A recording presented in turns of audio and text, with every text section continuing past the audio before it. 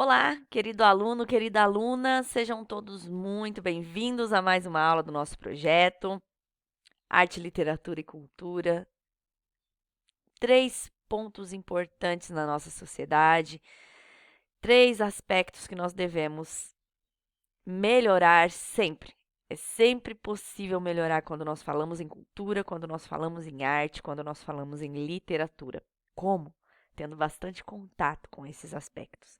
Falamos um pouco nas últimas aulas a respeito da cultura na educação, mas agora vamos falar um pouco a respeito da influência da cultura na formação do cidadão.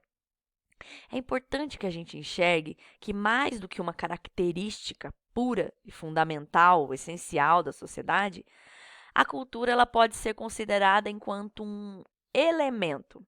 E esse elemento vai diferir de uma nação para outra nação, de uma comunidade para outra comunidade, muitas vezes, né?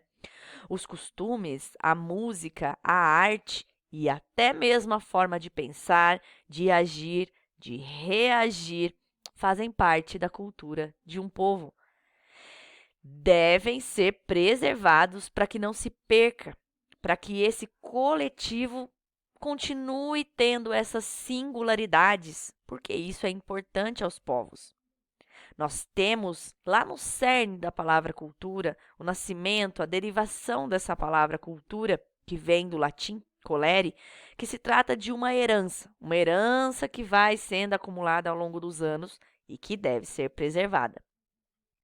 Cada pessoa pertence a uma determinada nação, uma determinada comunidade, e dali ela vai agregando valores culturais. Esses valores vão ajudando a pessoa a se expressar, a fazer determinadas coisas de uma forma específica. Esse mecanismo de adaptação das gerações, ele é um dos principais elementos da cultura. E aí ele vai se tornando cada vez mais importante quando ele se alia a um fator cumulativo, porque as gerações vão passando e vão trazendo novas contribuições. As modificações que vão se desenvolvendo, que vão sendo trazidas de uma geração para outra geração, vão implementando outros aspectos para que as outras gerações futuras ainda implementem novas coisas. Então, durante bastante tempo, esse termo cultura foi sendo estudado e ele foi também dividido em algumas categorias. Categorias essas que eu trago para vocês. Lembrem-se, nós estamos aqui nesta aula sem a utilização de slides, uma aula mais dialogada. Observem que todos esses pontos vocês encontram no guia de estudo. Então, nós temos a cultura segundo a filosofia.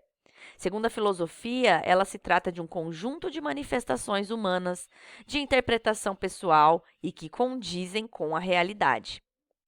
Nós temos a cultura segundo a antropologia. E aí esse termo já deve ser compreendido como uma soma de padrões aprendidos e que foram desenvolvidos pelo ser humano. Nós temos também a cultura popular. E aí essa cultura popular vai se associando a algo que foi criado por um determinado grupo de pessoas e que possuem uma participação muito ativa. A música, a arte e a literatura são exemplos que podem ser usados a respeito da cultura popular. Então, por ser um agente de forte identificação, tanto pessoal quanto social, a cultura do povo também se caracteriza por um lado comportamental.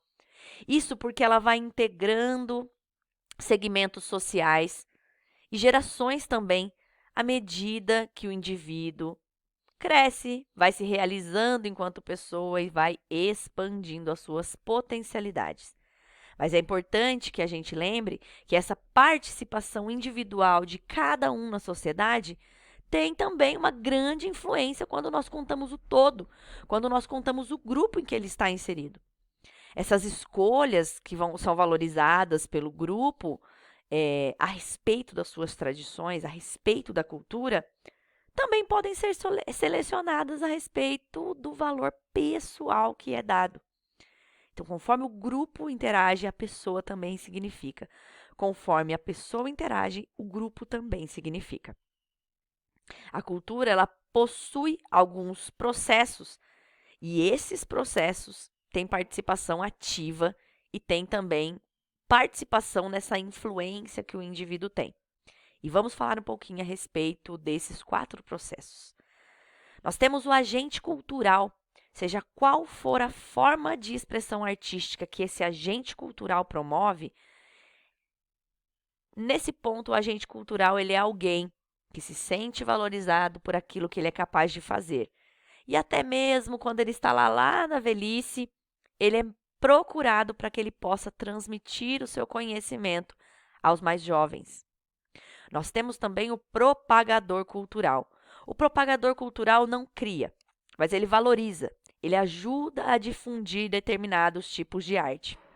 Muitas vezes, ele dedica a sua vida a esse processo, a esse propósito. Então, dentro desse grupo, estão incluídos os indivíduos que compram e que também comercializam os produtos culturais. Nós temos também o espectador cultural. Esse grupo ele é formado por pessoas que não criam, que não difundem a arte, mas que apreciam os gêneros artísticos, que se identificam com outros pensamentos semelhantes.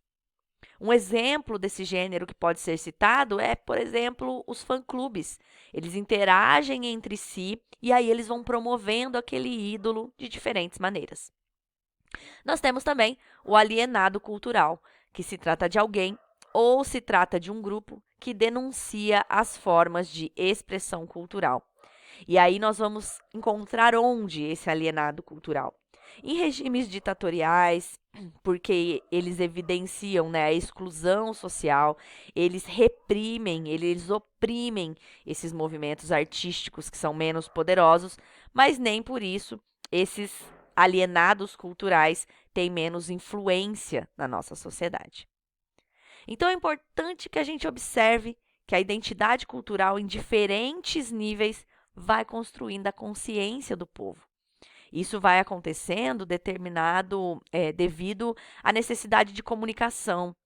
Isso porque quem se comunica de várias formas, né? E um dos objetivos de democratização da cultura é ir aumentando esse acesso ao que já existe, possibilitando que as pessoas possam também ir pensando a respeito do seu modo de ser e pensando a respeito da sua comunidade.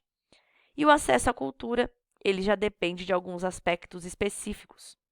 O acesso físico, que vai permitindo ali a distribuição tanto de equipamentos pessoais, o transporte de pessoas, o acesso econômico, porque vai falar um pouco a respeito dos custos de acesso, a relação custo-benefício que existe entre a criação e o consumo do produto artístico, o acesso até mesmo intelectual, que aí vai ser algum fator muito importante, porque ele é responsável pela compreensão do produto artístico. E é aí que vão se formando os públicos e os agentes culturais. Se eu tenho acesso a um produto artístico, eu gosto desse produto artístico, eu preciso ir tendo acesso e eu vou também alimentando a minha cultura a respeito disso. Mas é uma coisa, um ponto importante que a gente sabe é que o Brasil possui uma herança cultural muito grande. E aí a gente vai observando, né? Mas onde? Vamos dar um exemplo? Nas artes visuais, na pintura. Vamos lembrar lá do Aleijadinho, né? Na tradição que foi sendo desenvolvida a partir da decoração das igrejas. E vamos lembrar também, por exemplo, dos centros nordestinos repletos, recheados de culturas maravilhosas.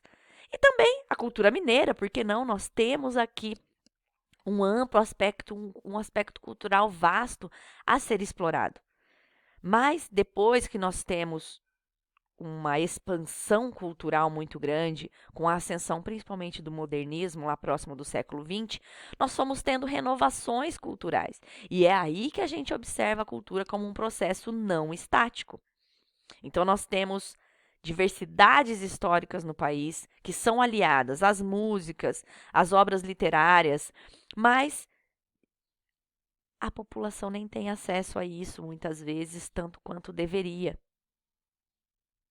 Então, vocês conseguem observar quanto que a escola é importante para algumas pessoas, principalmente para aquelas que têm dificuldade no acesso à cultura? A escola é uma facilitadora do acesso à cultura. Como nós podemos facilitar ainda mais se nós formos indivíduos que admiram a cultura, que estão próximos desses processos culturais e que fazem questão de que o aluno também tenha essa ampliação do seu repertório cultural, uma ampliação do seu repertório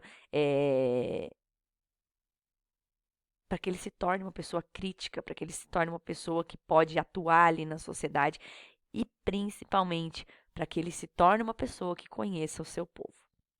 É muito importante pensar e refletir sobre a cultura. É muito importante pensar no que a cultura pode fazer para nós, professores, e também para os nossos alunos. E eu espero vocês na próxima aula. Até lá!